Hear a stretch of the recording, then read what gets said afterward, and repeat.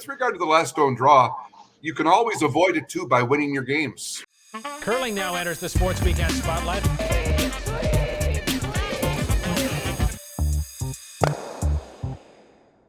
There are a lot of people coming onto Twitter and whatnot saying, we don't like that this could come down to a last stone draw scenario, to which I respond, then make your draws. Joanne, good evening. What do you think of that? Hot. Coming in hot, Devin. I like it. Yeah, I mean, we knew this was the rule, so it sucks when you're on the wrong side of it. Love it when you're number one in the draw and it works out your way, but this is tough for Canada. Sorry, Paul, I am coming in hot today, but Mike, the mentality of going into the last stone draw. Can you hear me okay? I've kind of lost you. Oh, can you hear us? Okay, good. You can hear us, Mike? Yes. Okay.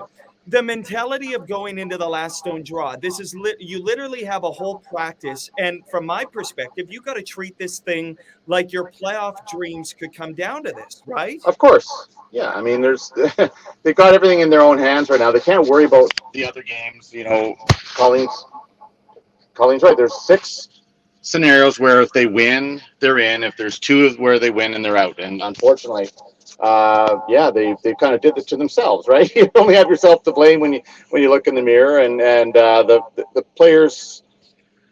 I think Jennifer's she'll be able to focus well enough on her own game that we won't have to be too concerned about that. I think the real key is just making sure that they are keeping on track. That's the biggest thing. Right. Interesting in the mix zone after the game, Madeleine Dupont from Denmark, who's had some crushing losses here, a lot of last draw losses for her. She said she just wants to win one friggin' game here. And I'm thinking, oh, but not this last one against Canada. That's a quote from her. But Bruce, what are you expecting? You know what? It's been a while. If you think back over these games, and I know this won't be absolute, but if you think back over these games, Canada has scored a lot of their points because the other team has missed or because Jennifer Jones has made a circus shot.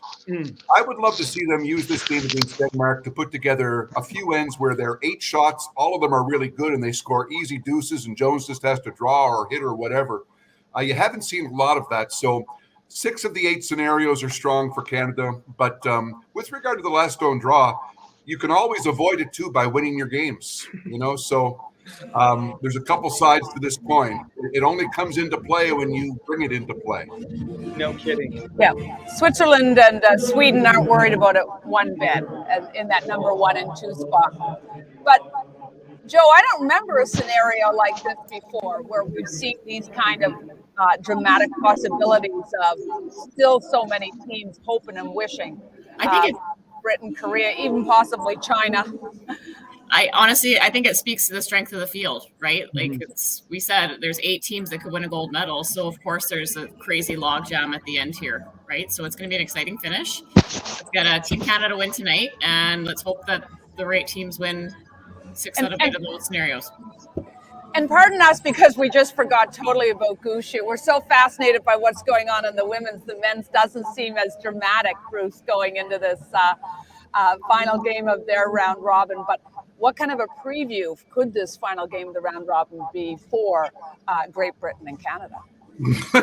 It could be a serious preview. They're either going to play Great Britain or Sweden. And this is a chance to see where you are because these 2 teams have been, with apologies to Gushue, the cream of the crop here. So match up against the best, see how you're doing, develop some good habits, get some consistency, and use the game.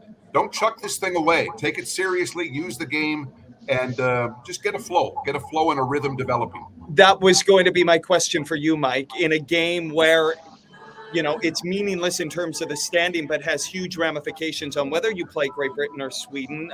Knowing Gushue, as we all know him, he'll want to make a statement in this game and have his team really sharp at least, won't he? I'd like to just see them go in with some freedom, and use the game to play a little bit better. The problem isn't that their opponents are playing great. They're struggling the last couple of games. So I think they use this game to just try to experiment with what's going to work well. How are we going to communicate the ice so that it doesn't irritate us, make it less of an irritant. Remember Brad Gushue in 2006, Bruce, Toby McDonald instituted a €2 fine for every time they complained about the ice. As soon as he did that, they started playing a lot better. Forgot about the conditions. It's the same for both teams. We talk about this all the time. Just come in with some freedom, whether they beat this team or not. These guys, Brad could curl 95% against this team and still not win. That's how good they are. Right. But I would love to see him curl 95%. That's my point.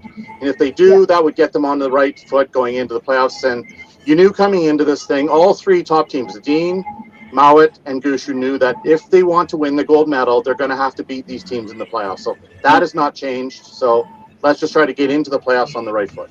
And I just have never played in an event where you're not trying to figure out the ice every single game. It's always a little bit different from the morning, especially to the evening, depending on if it rains or snows or it's too hot or too cold. It's always an ever-changing beast. Okay, Joanne, what about Team Schuster at 4-4 trying to get in? Could the miracle from the last Olympics happen again? Do you think he's had his Sermon on the Mount time? What a story there, hey guys? Same situation, right, Joe? Yeah. So the first step is for them to win and then see where everything falls. Like wouldn't that be compelling? I think there would be a lot of people going, oh no, here we go again, at least north of the border. Can we put up the scenarios again and then go around the horn? And Bruce, start with you. What one of these do you see most likely playing out, or one or two? Oh, wow. Listen, I'm going to avoid that question like a good politician and say this. Isn't it great that we are covering this sport, ladies and gentlemen? Isn't it fun? I mean, of all the sports at the Olympics, I am seriously biased. This is the only one at this point in the games where you need an abacus, the Pythagorean theorem, and something else that Mike Heroux will bring tonight to figure out. I mean, it is so much fun. And all I know is this, Devin. 6 of 8, that's 75%. So if Canada wins, there's a 75% chance they get in. So let's keep it that simple and take care of business first and win your game versus Denmark. I imagine you guys are going to be just all over, you know, around the horn, keeping us all updated during the broadcast, because everybody, I mean, where do you look tonight? That's how it's going to be. Everywhere. You look everywhere, and you constantly update and figure out, and we'll be on top of it, and it's going to be an exhausting night mathematically, but I promise you we're ready. Listen, Team Fujisawa is beloved in Canada. Get all you Canadian curling fans who've watched this team play, get behind them, and that's all we need to happen. If you can do that, that's good. And then Canada's, of course, got to win.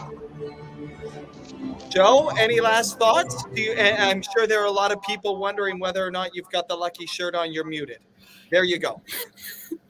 No, because the other day they both lost. So I took it off. I threw it in the garbage, and then they've won. And then China, I don't know what to do, guys. So I'm crossing everything, and we're going to be okay. Okay.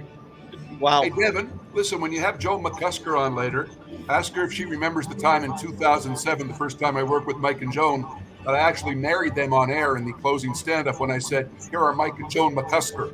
I was a little excited. It got away on me. And yet you're still here. You still have a job. How's that even work? Let me just say, the four of you have been really outstanding, and it's been so awesome to watch. You know, of course, we all wanted to be there, but it has been exceptional. The analysis, the insight, the interviews, everything. It's the full package, and now it goes into this dramatic night, and I wouldn't want anyone else leading us into it. Devin, I'm eating ice cream during the game here. I'm eating ice cream at the Ice Cube, and today I've got to buy it for the Iceman, Hans Wuthrich. So that's what I'm doing, okay? Right. Wow. Let's do the heavy lifting. Devin, thank you very much for that very easy question. Which of these scenarios is most likely? Appreciate that. Oh, you danced around that, Mr. Man. I had to. You're a future leader of some party. I don't know which one. Listen, it's all about the red and white tonight. Canada and Japan. Those two teams win, and you're in. That's simple.